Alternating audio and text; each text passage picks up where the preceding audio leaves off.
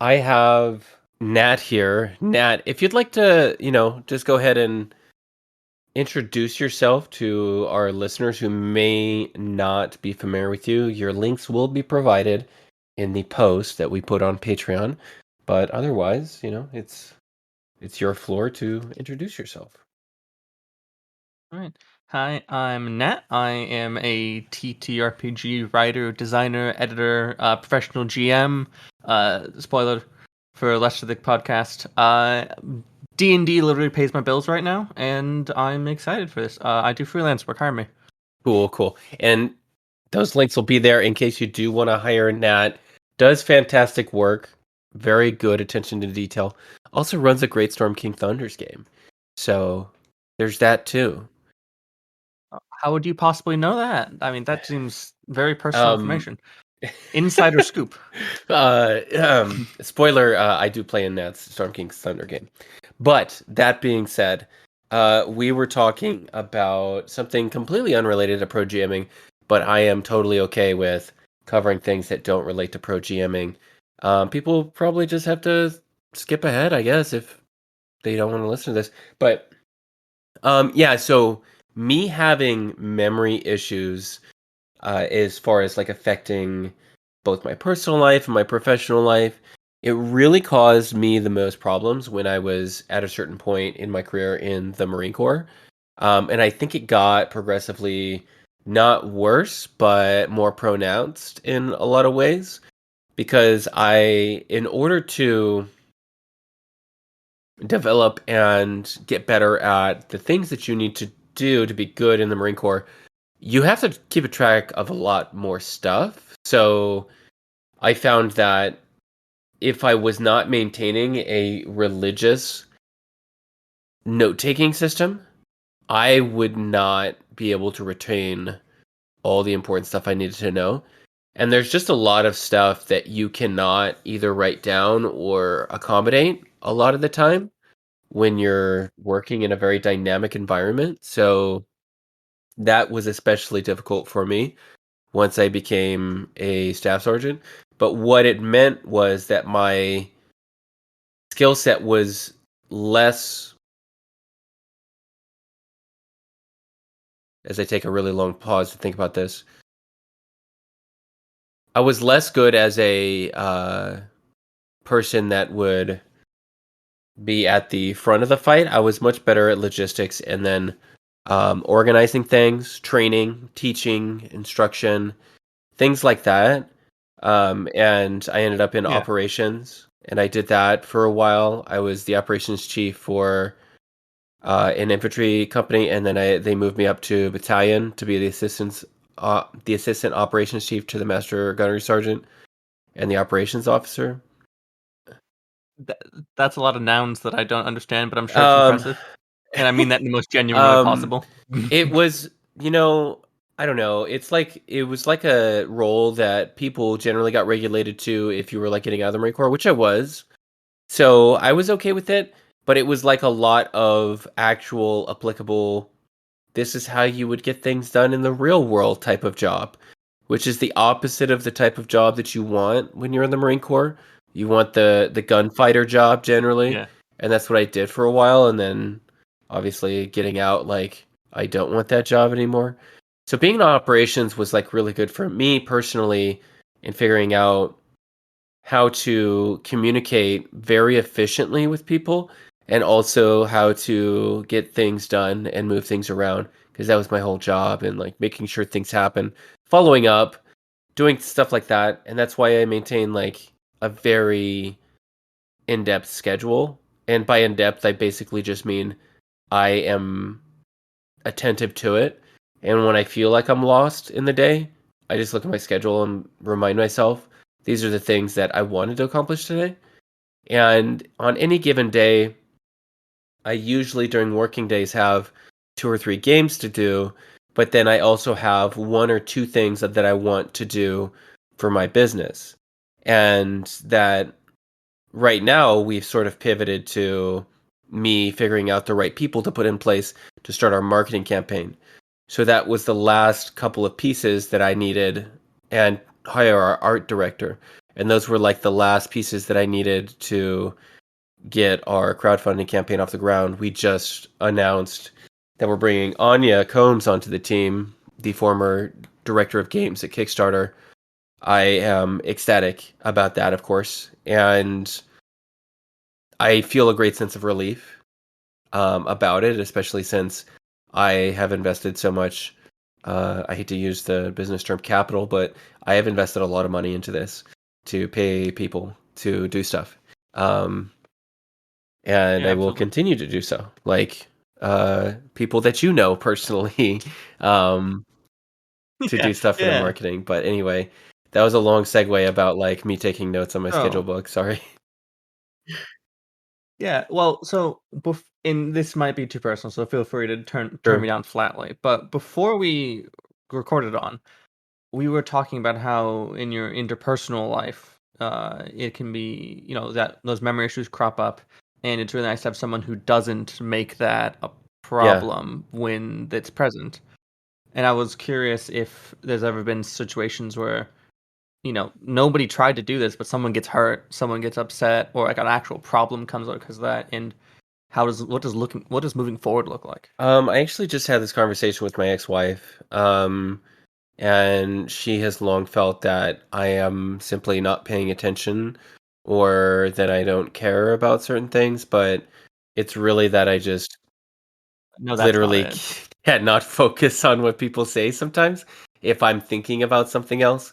So, like, for me to do like this podcast, for instance, or any show, what makes it complex for me or difficult for me is that I have to shut everything else out of my brain and I have to do my mental focus meditation prior to doing it. That's why I said we were going to be 10 minutes late because I had to lay down and like focus my brain for us to talk like this. Um, and I do the Yeah, same thing absolutely. for my games. So I have found workarounds around like my mental state. But I don't necessarily think that it has been a great inhibitor in like my relationships with people. Most people have just accepted that's who I am. I know that my family definitely treats me a certain way or takes things a certain way because of the way that I am, but um I just tell them like I can't. um Yeah, true. yeah, and that's I think the sad reality of like not sad reality, but it is my reality that I if I don't put time with my kids in my schedule book, I don't do it. And I just know that about myself. So I put time with kids in my schedule book. And then I make an effort to do that because if I'm not focused on accomplishing the next thing and moving forward and making progress, then because I have such an oversaturation of tasks in many different directions in my life, I will not make time because I don't think to because I'm never not doing something. I'm usually doing something. And if I'm not doing something, it's because I cannot physically or mentally do something. And I have no choice but to shut down. Alright. That was a super long answer, sorry. I I just got off a podcast today. So, a different podcast recording. So I'm like in that mode of like answering like super in depth. Sorry. Um Sure, sure. yeah. I can just balance that first. You can ask me a question, I'll give like a forward Yeah. answer, and then just I'm sit supposed to quietly interview waiting for you, the next right? thing. That's how this is supposed to go? I don't. What? What? Yeah, Are you sure? I mean it is my I don't know, this is my first episode on this thing, so I really don't know what the format's going to be. You're the test pilot here. I was curious Oh, about what you could tell someone that is just getting started. I know we have discussed this sort of at length. I haven't heard the gritty details on a lot of your progression on professional GMing. And I assume that a lot of my listeners are starting out with professional GMing. That's how people find me. That's how why people follow me. So let's talk about that. When did you start? How did you start? And how has it been going? It's been going well. Great. Uh, Forwards, excellent. No, I got started because I saw that you were hosting a Uh-huh. cohort of people you wanted to help get into this, and thought, well, dang, I'm really good at this, and I have a lot of free time on my hands. I could have less free time on my hands and be better at this. But when I joined that cohort, I had booked 0 professional games. I didn't even have an SPG profile Uh-huh. yet.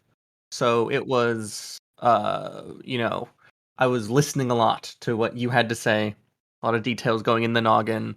Did a lot of work that now looking back was like, okay, I could have worked a lot smarter than that. But doing work gets you closer to doing the right work.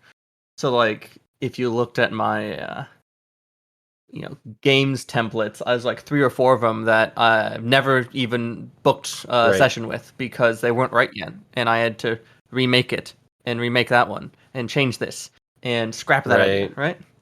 Yeah, and game templates, just for So everyone who's listening, would be the way that you organize publishing your advertisements on Start Playing Games.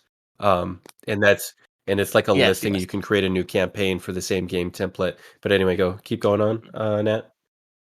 yeah. You have to get them approved by SPG because they, as far as I can tell, because too many people try to use official Wizards of the Coast art. Yeah.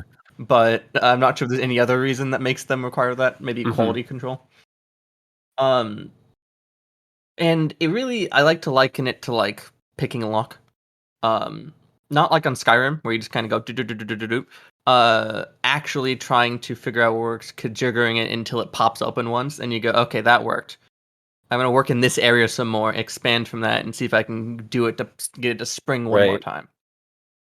Uh, at this point, I have, particularly this last month or so, I feel like I've gotten very lucky. I have 5 games up and running that are weekly now, as well as multiple one-off commissions that are upcoming, and I'm making good, consistent money, at least for within my current goals.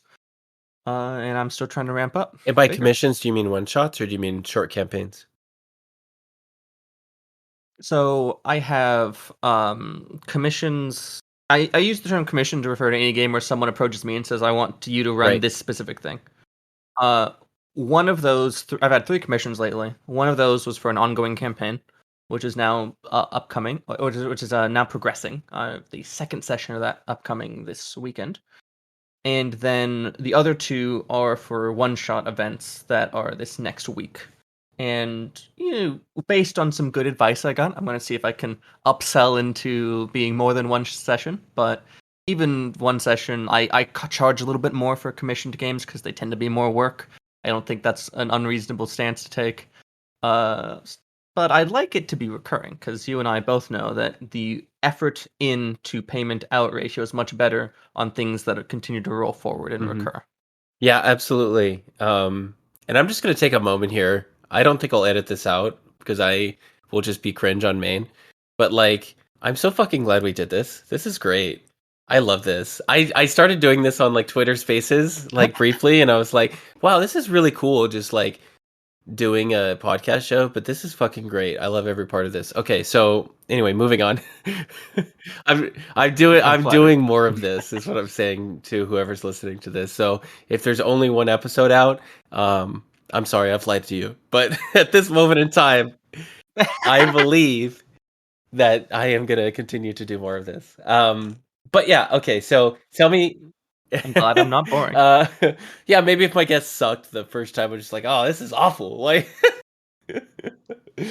uh, You didn't tell me it was your first episode. Now I'm just like, oh no, I'm being formative. Don't make me be formative. I did informal Twitter Spaces as like a test run to see if I would enjoy that kind of thing. But yeah, this is gonna be the Dollars and Dragons podcast. So, and I'm gonna offer it for Mm. free. People can choose to support me or not. Maybe at some point I will require a little bit of payment to get in, but until the foreseeable future, it'll be free because I don't think that. I would like I would like the record to show that this is the first time I've been informed of the title of Oh, the okay. podcast.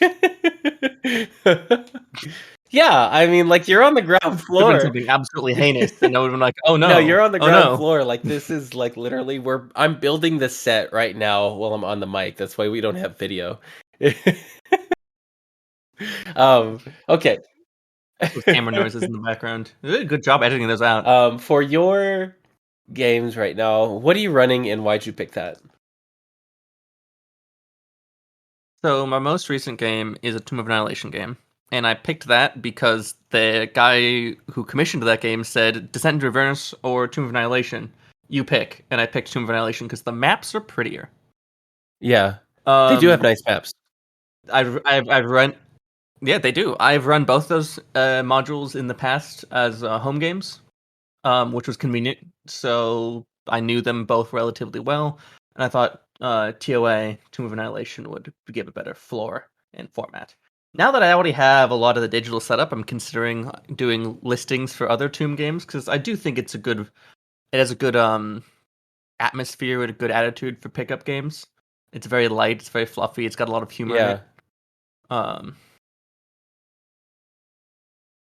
My other ones are a little ongoing. I have a couple Storm King's Thunder games. Friday is in one of them.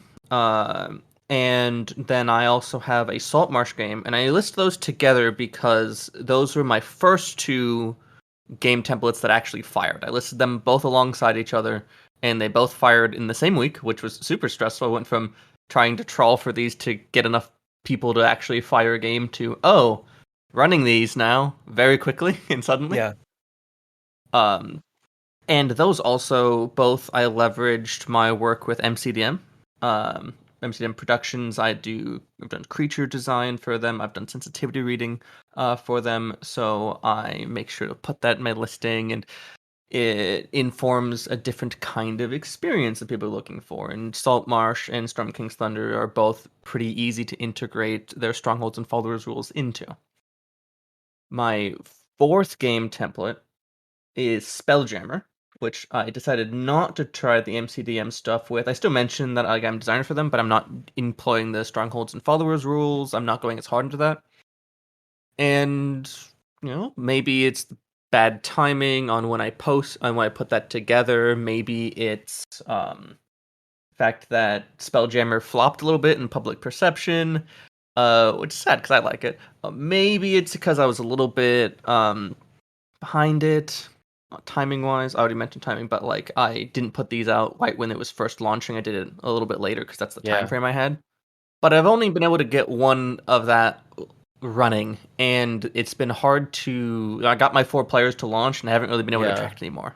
So that one isn't faring as well as the other ones thus far. And maybe it's because I'm not leveraging that unique selling point of my MCDM and strongholds and followers work as hard. Yeah, I would say, just based on what you have just told me, that is why. And not saying anything about your Spelljammer listing, are you using some sort of twist to the genre at all? Or are you just running Spelljammer and like you're advertising it as Spelljammer? This one's pretty straight. It's kind of funny because to say there's no twist in the genre is a little bit of a Right, misnomer because there's not much adventure in the right. Spelljammer book.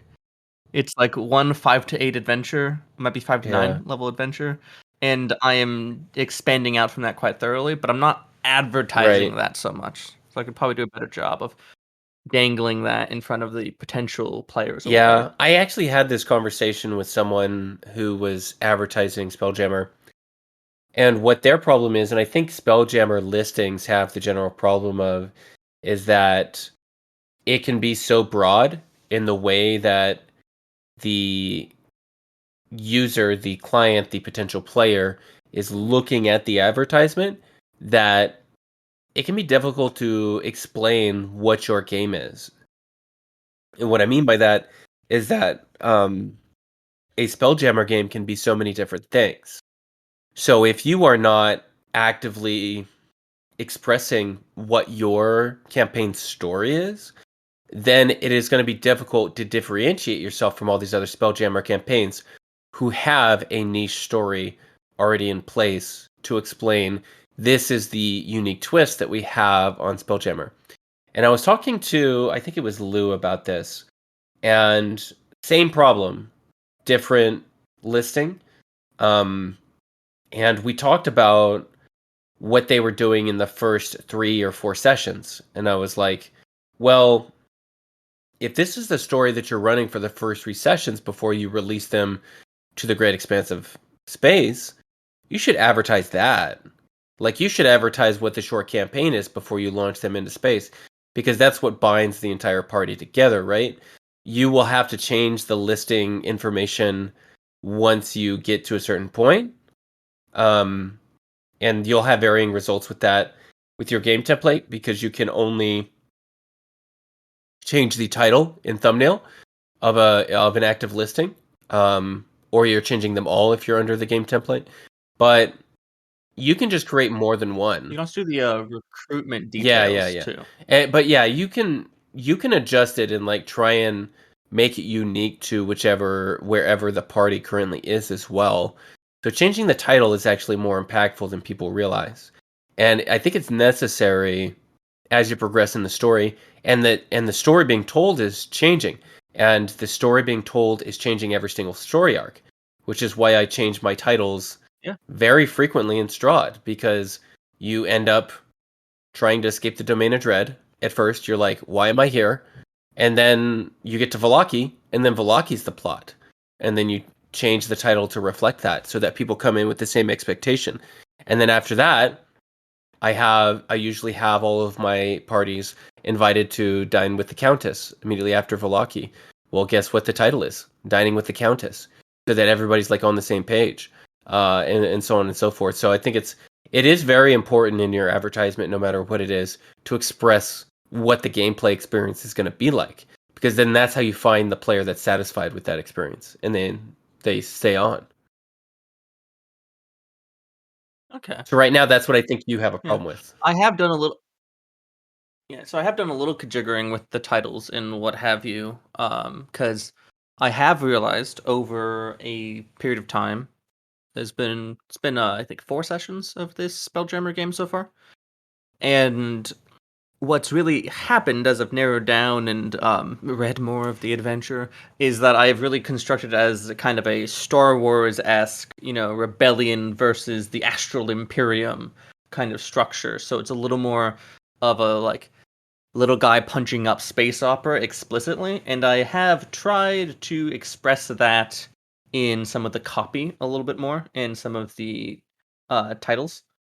I haven't been able to change like thumbnails whatnot to reflect that as much, but thumbnail trolling is harder and often costs some Yeah. money. So Yeah, for sure.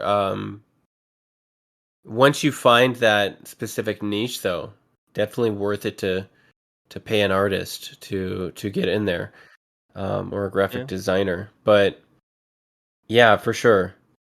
Tell me about why you think Storm King's Thunder has been working for you, and what was the other one?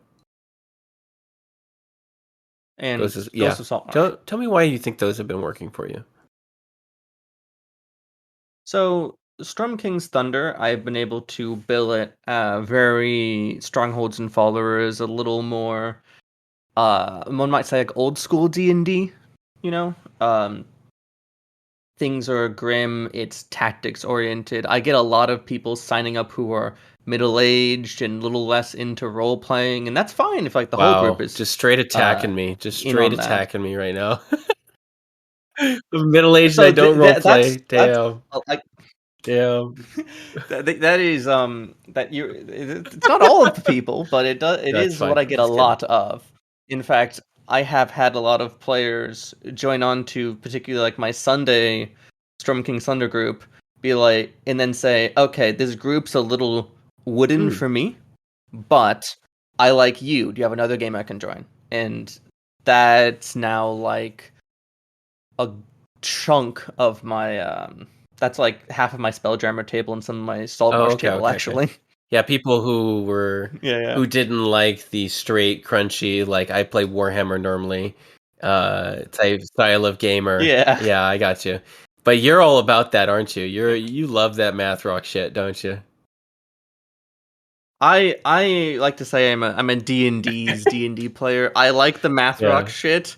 I also like getting into character and crying when I'm depicting an NPC.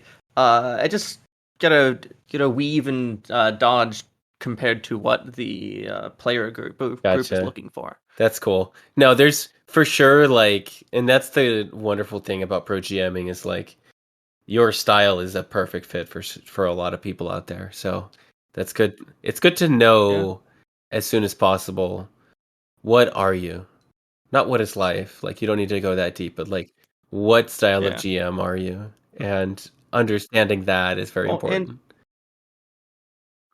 I do think like my biggest asset working in this space is probably that I am an exemplary GM, and that sounds very maybe hubris filled, but this is probably the thing in my life that I am best at. I can adjust and weave, and I have literally made up in 4 seconds entire plot lines my party thought I had been preparing for months. That's the game, isn't Like, it? I'm just really, really That's good the at thing, isn't this. it? Yeah. I In love fact, doing that so much. Like, yeah. people like thinking that I've intricately, and don't tell my players this, but I've had that come up several times this past week where they're like, you included all of this stuff about my backstory. And literally, it was me while they're talking with each other. I looked at their D&D Beyond page, checked the notes. Let me see an NPC I need to use. Okay, I'll use that NPC. And then Oh yeah. that was Mhm, it. mhm, That was mhm. it. It was just like, how can I do a little bit better this session and include this player more?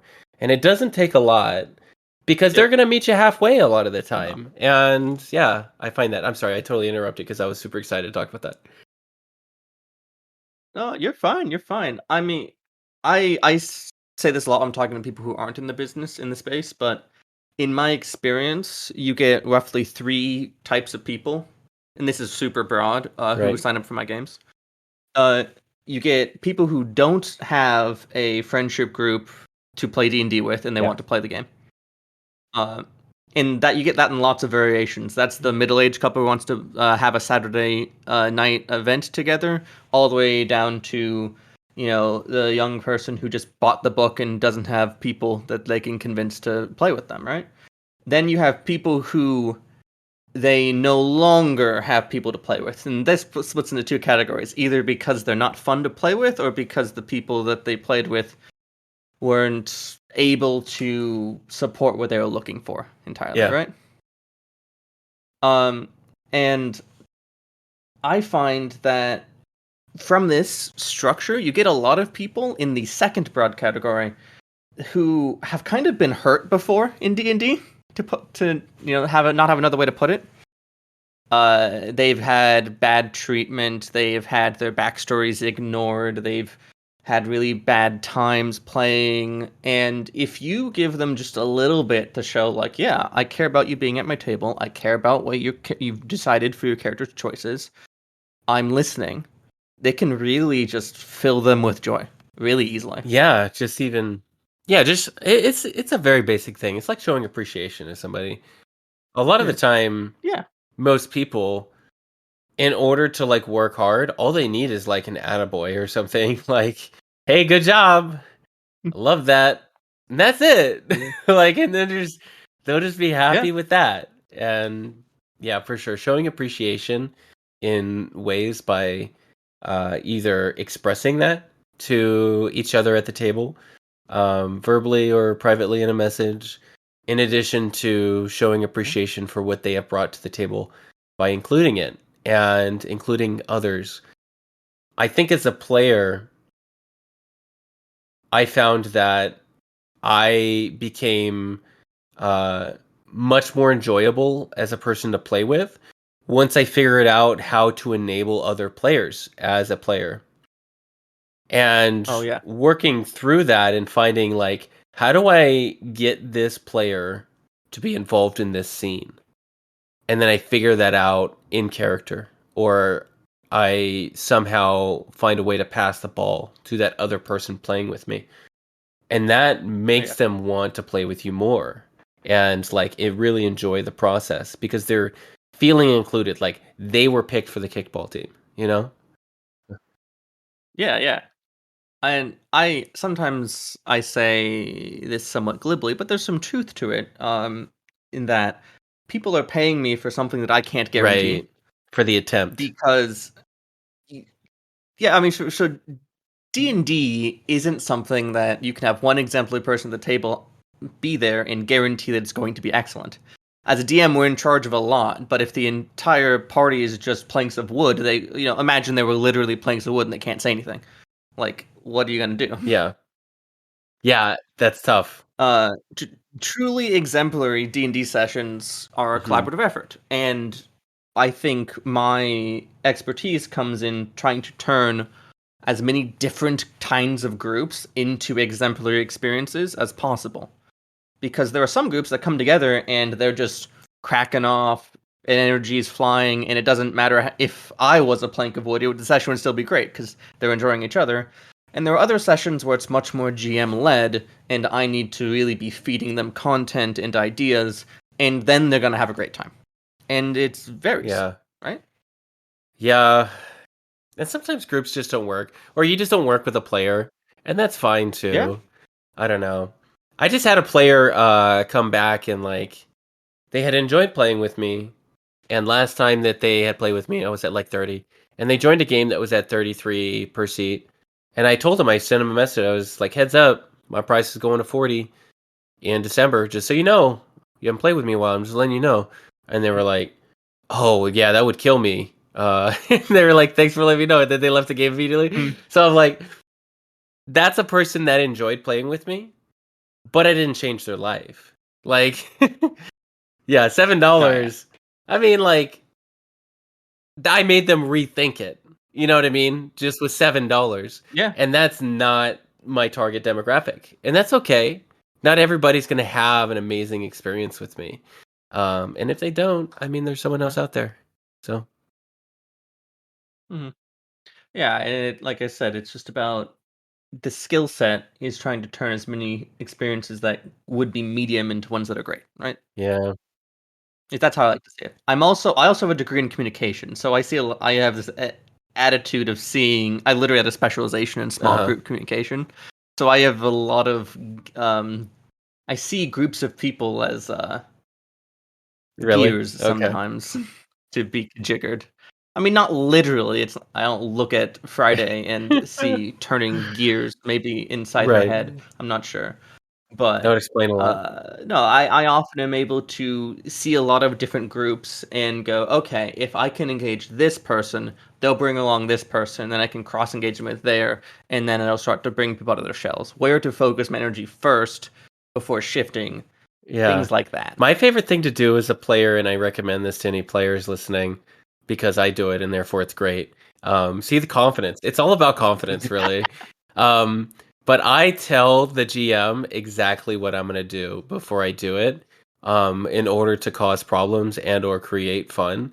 So normally I'll use an example from one game I'm playing in right now because I think it's important if you're a GM to still play to understand like a basic like this is what makes me happy as a player, so I still retain that perspective about what it is to be a player. That's super important, I think, especially running a business, because then you need to participate in the business that you're in to stay relevant. Yeah. But anyway, there's a lot of reasons to do that, but that's a whole separate talk. But Mhm. I am running this blood wizard right now in this game, and I told the GM like I would just like to be like a reformed cultist that is just instead of like innuendo that's sexual because my GM is very like not into any of that sort of content. I was gonna do like something a little different because I had a concept that was like that, but it was all like sexual innuendo. And I was like, what if I made it about cult innuendo? And like everything that they did was some sort of like Tina from Bob's Burgers, like attitude about cult behavior or something like that. And I just made like the weirdest character possible. And they enabled it and they were like, this sounds really funny. And it has been really funny because everything that my character does, the party is just like, what the fuck are they doing? And I haven't directly Yes. explained it at all. They just know that my character cuts themselves and then casts spells and then does weird stuff all the time. Like the just unexplained, like took one of the things that the party found and like didn't explain what it was and was just like, I need Yeah. this. And then went and hid in a crate in the ship. And the person who later needed my character for something like came to find her in a crate, and there was like flashing lights going on in the crate, and then they open and then they call her, and then she like moves the crate lid and she like peeks out and you can see the flash of light against her spectacles. Yes, I'm experimenting. And then there was no explanation. And they're like, "What are you doing?" And then she would just like avoid the question. And that's the sort of character that Yeah. I'm playing in a campaign right now. But it still engages the rest of the party because like they're always like, Yeah. "What the fuck is Soleil doing right now?" Like, like they're just trying to figure out what she's doing constantly. And it's a fun dynamic to have to engage other players. So I think about that a lot, especially when I play, because for me as a player, I find a lot of fun out of playing off of other people rather than like encounters. I think encounters are fun, but I much prefer Yeah. to like not necessarily fuck with people, but like basically that's the attitude, I think. Okay. Okay. So, do you also have that thing where there's this dichotomy where your players are thinking like, "Ah, we're in a dungeon. This is the most intense, nail-biting experience," and you, as a DM who's done this a lot, go, "Dungeons are so easy. This is my relaxed time." That's my experience. um Same with dungeons. I don't, I'm going to be perfectly honest. I'm not a dungeon master. Are you telling me that there's no Dungeons or Dragons in your Dungeons and Dragons game? Uh, not often. Not Yeah. often. I don't put too many dungeons in there. Uh, I do. Yeah, I guess you know, as far as I'll go on a dungeon, and this is my general dungeon prep, is I follow the 5 room method a lot of the time. And that's a majority of what I do for dungeons because, like, for me, that is the least interesting thing to do. I love writing dungeons and designing them in a formal way so that people can use them. I do not like designing them for my games that I run, though. I like changing dungeons that exist, and I like writing them for products. That's weird, isn't it? But I don't like doing it for mhm. my games because I prefer to focus my effort Yeah. on NPCs, plots, things like that. That's where I really focus a lot of my energy and pacing. So I am told that I'm really great at pacing and story because that's all that. And honestly, that is because that's where all my effort is. I don't put a ton of effort into Yeah. dungeons. I put a ton of effort into making the encounters very um, heart pounding, like very gripping. Yeah. But like, I don't do dungeon design as much. So Yeah. I see a lot of my philosophy in what you're saying because my biggest piece of advice when it comes to dungeons is usually they can be a lot simpler and smaller than you're yeah, thinking they can be. Don't try to make a Castle Ravenloft. Don't try to make a Tomb of the Nine Gods. Make yeah, like your players. If the dungeon goes more than 3 sessions, they are going to be so yeah, zonked by the end of that. Your dungeon should have like 2 or 3 elements that they and can easily remember, and then you play with that a little bit, and then you exactly. have a And then the flourish. thing about like huge dungeons is that they're mostly empty. Like you can't put relevant shit in all of the rooms. Like how many different directions do you want your party to go? Like how are you going to put relevant stuff in more than 10 rooms? I made this mistake on my first homebrew campaign.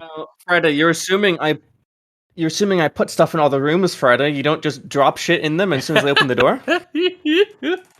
Just rolling on a chart. Honestly, that's how I resolve treasure. I almost never have that plan beforehand. I just like, oh yeah, you find, and then there's a long pause because I always forget to do it. And then I look up a chart and then I start rolling. And I kind of make a thing of it because like then it becomes a thing that's fun for the players because then it's like, oh, we're rolling dice, and I just ask them to roll a D100. We'll see what you get, and then that's its own element. Yeah, that's fun. I either like it to be like that's fun in its own way, or what I prefer to do is to grab things that I'm looking at with Oh a yeah, character and going, this would be good for you. This would be interesting for you. And like I'll give yeah, weaker things. So I have this thing when people find treasure, I don't just say there are boots in this trunk. There are different things for the different people to find. So I say everyone roll investigation or in perception, go down the list and have different people find different things. Particularly in a group of strangers, don't just drop something in the middle and have them all yeah, fight over it, because that will ruin the experience for yeah, someone. for sure. Uh, so I have different people find different things, and the people who have the really pushed character builds, I give them worse things. It's not that Yeah, complicated. The person who's making the jank Ranger Road right. multi-class that's only attacking once per turn, I gave him a fucking Yeah, Scimitar of Speed. The person with the really powerful fighter build, I gave them Boots of Striding yeah, and Springing, which is still a really cool item that I love. One of my favorite magic items in the whole game. Doesn't really help you kill stuff though. yeah. That's great advice. Honestly, balancing through magic items. That's fantastic. I love that. Oh yeah. Um, Oh, every time I have a player sign on with an arcane archer, I just pencil in a magic item quiver drop to give them more arrows. nice. Every time, as soon as they're like, "I'm playing arcane archer," I just put it Yeah. down in the notebook. Yeah, Arcane Archer, woefully just underpowered. Yeah, needs Needs help help. for sure. Um, yeah, I have seen, and I do like, in some way, a lot of people enjoy, like myself, uh, the character builds that you can find on either on Reddit or YouTube. There's a YouTuber I'm thinking of in particular, D&D Optimized is the series. Um, I think his channel name is something different, but if you search for D&D Optimized, I'm sure you'll find it. Or you already know about it. Do you know what I'm talking about? I just know lots of really Yeah. min-max builds because that's the kind Right. of gamer I am. I don't usually have to Yeah, watch yeah, yeah. videos to make them. Fair Not enough. to, not to Fair brag. enough. And maybe this is the trick that they do with their channel, but I wish they just listed what the build was at the either at the end of the video or in a document. But of course, they got to get that watch time. They're a YouTuber, so I would Oh, imagine yeah, yeah. that if they opened up a Patreon, if they don't already have one, and they just had like a $1 or $2 thing, then people would pay for the builds to be just written out. But yeah, they do a really good job in creating builds from concepts, and I think that's super interesting and engaging for me as a player too. Is like Oh yeah. if I want an archetype that functions a certain way because I think it's cool, and I think that my character would look cool doing this, then I sometimes base concepts on that. But I haven't played much D&D, to be quite honest. I've been mostly a GM, as I'm sure many of our listeners will sympathize. But I went through all of Tyranny of Dragons with a Battlemaster fighter, and I played a paladin. Good Yeah, build it's a though. good build. Killed Tiamat in 2.5 rounds with some potions because potions are superior to magic items.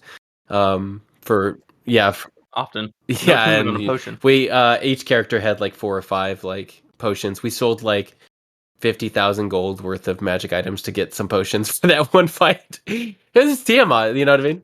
That adventure gives you so much Yeah. money, Yeah, Lord. I had one of the I had the reflection shield, and that was 30,000 gold by itself. We went on like a long Ooh. side quest to get it too, and then realized it didn't work against breath attacks, and I was like, this is useless. This is garbage. I I once went through and priced. You won't be able to see this, but every single magic Oh item in the wow. DMG against actually how Oh good I thought wow. it was. And now I don't even sell magic items to my players.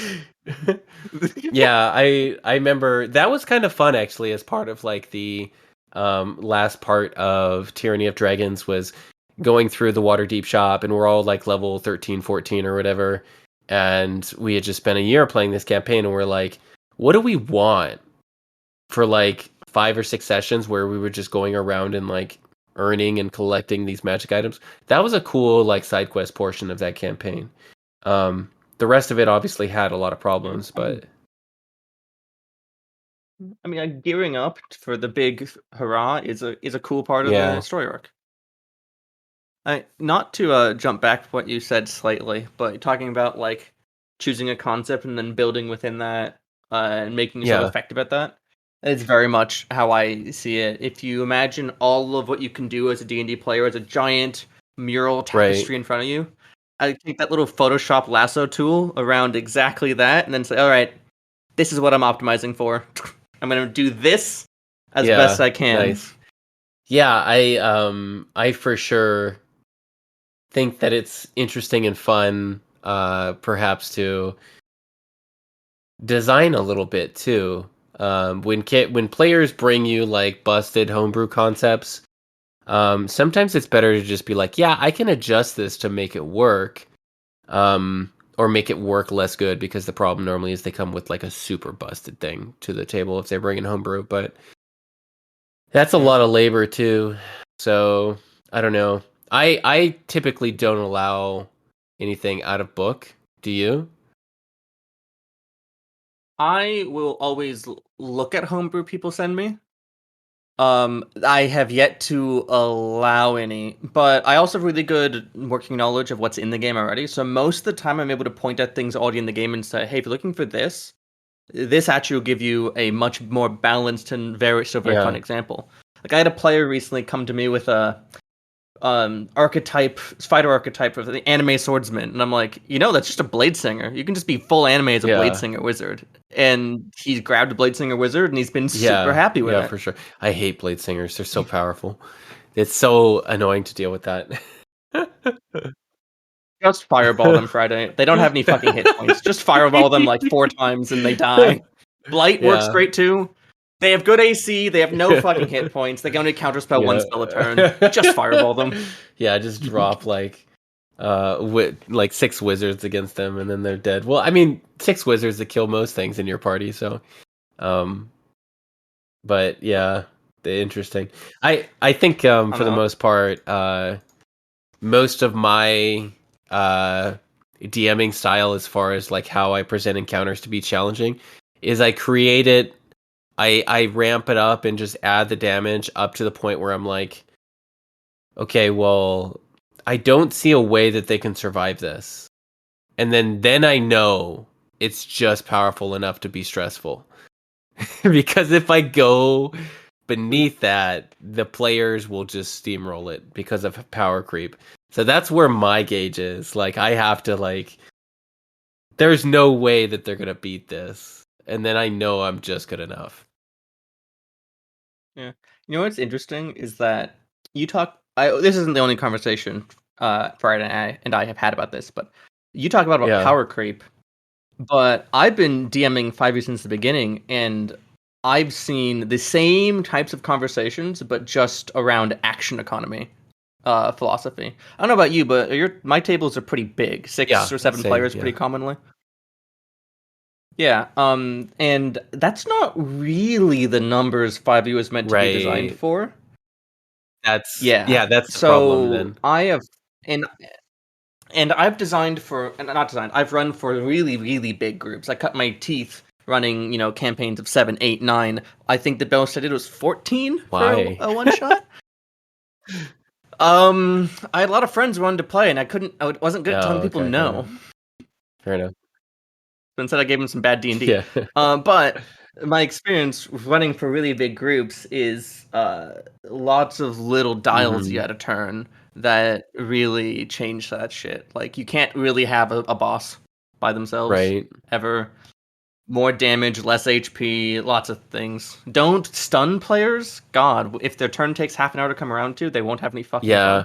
I I think it's for me it's been my development in that respect, especially now that my Saturday Strahd games are getting to level 9, level 10.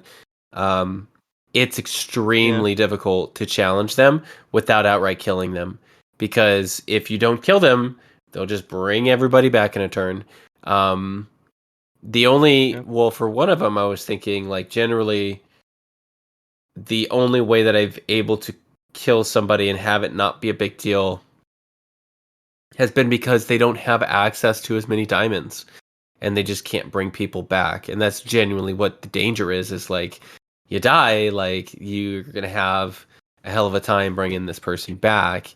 Yeah. With the exception of like the party that found the dragon horde, and I was like, okay, well, you have as many diamonds as you want, I guess, at this point. Yeah. I don't know about you, but I add some rules that make resurrection a little less certain. The core rules straight up have just there's no tension in Right. them. You check the boxes So you have like and you have a it skill just check? happens. Yeah, I have a small. I just use the critical role system I actually, just like dead implemented ass. that. I didn't tell my players that I did it until the moment of, which was probably something I should have covered. But I was thinking like I probably should do that. And then I did it and then they failed, which was super sad. Yeah. But that session actually turned out really great because the conversation then turned to, oh, well, that diamond didn't work to, and this was the paladin who had the relationship with Irina. So then everybody was really curious and they were like, well, we're never going to know if this paladin banged Irina or not. And then it became like, how do we get the answer from him? And then they cast Speak with Dead on the paladin. So this paladin is like being torn apart in the Amber Temple. Like they're just amongst like a horde of like soulless zombies or whatever, tearing them apart. There's a split in the sky and a beam of light shines down. And the warlock is like, did you fuck Irina? Like, did you Did you smash though? yeah, that was like Lord. 2 hours of just us laughing hysterically to find out if Mordecai fucked or not. Yeah. And but yeah, that's what those games turn into, I guess, at the end of the day. Yeah. Yeah. See now my brain. I'm autistic, so I don't let go of conversation topics easily. I can blame that. I'm thinking about encounter balances though. So like for instance, I have a group of 7 level 7s that are Uh-huh. coming up, and I have a Yep. boss fight coming. I mean, give it minions. What CR do you think they're gonna? I'm set prepping for this Level fight. 7, I would say 10, Yeah, 7 level 10, 7. or actually probably 11. 11 or 12, and then you probably have minions. I'm prepping a CR Huh? 19. Uh, are they gonna survive? So it's worth noting it's not a legendary Oh, monster. It okay, doesn't okay, have okay. legendary It's a action. big difference. However, it is one I wrote for Uh-huh. MCDM. So it has like a bonus action it can use every round and Right. multiple tricks. So it's a Oh, pretty okay, okay, involved okay. creature. Cool, cool. Is that for Yeah. an Arcadia issue that's been out, or Flea Mortals, or where is this from? That's for upcoming Flea Mortals. I'm using the Blood Sovereign stat Nice. block Okay, that okay. I wrote. When's that come out, by the way? And oh, it's slated for like Oh, next okay, year this okay. time. That being said, they have little packets that they're putting out with little bits. Like they had one that had a giants in it because they're trying to not make the Kickstarter experience for that book give us money, and then 3 years later, when you've forgotten about us, Yeah, a book yeah, yeah. arrives in your mail. Yeah. Right? They're trying to give a little more along Oh, the way. the giant packet is coming out? It's Oh, out. It's okay. out I'm now. not gonna look at it. Because I'm playing in your Storm King's Thunder game. You need to implement that, whatever it is. I'm sure it's great. Yeah. Yeah, I haven't actually cracked it open yet. Fun fact, by the way, this Blood Sovereign I'm using is actually in Storm King's Thunder, so I'm Oh. dancing around some of the Okay, other okay, okay, okay. details. Because if Yeah, no assuming spoilers. your group follows a similar enough path, it could come Yeah, up. you spoilers me on my own podcast, you're banned for life. um, Mm. no, super cool. I'm looking forward to that then. That sounds really great. Yeah, I definitely Yeah. don't like Yeah. the monster manual general stats like written in 2015 or whatever. A lot of those are very generic, not very fun, not engaging. Bag the hit points, especially giants, terrible. As, as someone who designs monsters, for MCDM, not for Wizards of the Coast, to be clear, I just don't even look at any stat block from the monster manual for comps. I look at Tome of Oh, Foes, and I draw all my numbers and everything like that from there. In fact, if you're designing a monster and you're trying to use the table in the Dungeon Master's Guide, it's just wrong now. They don't follow it because their math yeah. has changed. Yeah. Do you use the new Tome of Foes then? So not Tomofo, it's Oh, Monster okay, yeah, yeah. Multiverse. I use a lot of comps against there, and I calculate my own, averages and baselines against what's published there, and other recent books like Right. Fizbands, for instance. You know, you ought to show me how to do that because I just wing it. I just fucking wing it. I'm just like, hey, 46 necrotic damage sounds great. It's in addition to a 2d6 slashing attack plus 10. That's probably enough damage to scare them. Let's do it. Yeah. But if there's a formulaic way to do I it, you have my choice, and you can do all the math, which I know you're not a very matherox person, so I maybe like not. There's that charts. option. The other option is just spells Right. and spell levels. Like if they're level 4, you can fireball them. If they're level 8, you can Oh, okay, disintegrate okay, them. okay. Um, I mean, that's my gotcha. Yeah, I definitely was that DM who wanted to challenge my players right away, even when I was just still learning. So I for sure have TPK'd my party with an inopportune lightning bolt. Um, and I was like, oh, this will scare them really good. Nope. Fucking killed them all. So, yeah. and I am the person Yeah. who throws fireballs at level 3, level 4 parties in Lost Mine of Phandelver. And like, I'm that DM. So You fireball the whole party at level 4, and they almost lose that fight. I've done that a few times, but you gotta yeah, be careful. Level 3 I I Friday? I, I do 3? it. That's why I went to Barovia. That's why I read Strahd so much now. Because I make my liches sorcerers so I can have them twin their right. power word kill, and yet you've TPK'd more parties. Yeah, I mean, that's how I knew that I, was probably set for more gothic horror type stuff. I actually only started running Strahd because I wanted to play it, but I never had the opportunity to, so it's just like I might as well just fucking run Mm, it. So that's how I got into it. And then I kind of fell in love with it. And so I've just been doing that. So, well, I do other stuff, but yeah. like a Yeah, Stockholm syndrome. it's a little bit of that. And then also, I really like role playing vampires. So that's the other thing. That's a, it's, You just it feel started hot when out you're as a doing it. kink, but now it's just my thing. It's like, but yeah, I did play a vampire, a Dampier in my Global Press stream too. So, I mean, that there's precedent. Nice. It's just who I am, I guess. I'm not the person who wears fangs to like parties or whatever, though. So yeah, I'm sure. Very true. I just like vampire media. All right. Do you feel like you identify strongly with Lady Gaga's song "Teeth"? Oh, I don't even know what song that is, so no. Okay, you're good. You can check out. The new Interview with a Vampire show, fantastic. Love it. It Hmm. is incredibly bisexual. It is so intensely bisexual.